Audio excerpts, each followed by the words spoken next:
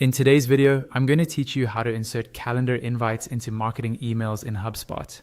We'll walk through the whole process from grabbing your calendar link to adding it as a clickable button inside your email.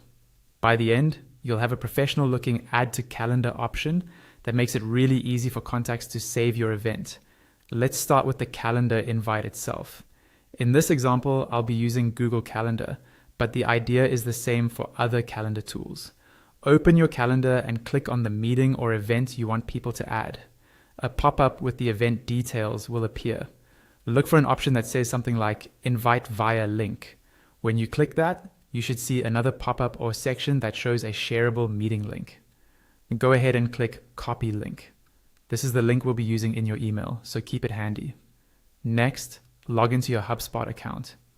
Once you're in, look at the main navigation or sidebar and find the marketing section. Under marketing, choose email. This will take you to your list of marketing emails.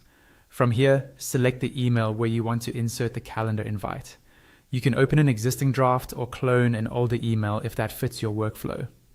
When you're inside the email editor, look over to the left-hand toolbar and click the plus icon. This opens the modules panel, which is where you'll find all the different content blocks you can add to your email. You have a couple of options for inserting your invite. You can use a simple text link, or you can use a button. In this walkthrough, we'll use a button because it stands out more and usually gets better engagement.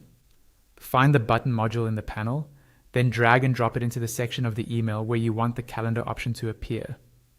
This might be under your event description, near the RSVP details, or anywhere it makes sense visually. With the button selected, look back to the left panel where the button settings are. Set the link type to URL. In the URL field, paste the calendar invite link you copied from your calendar earlier.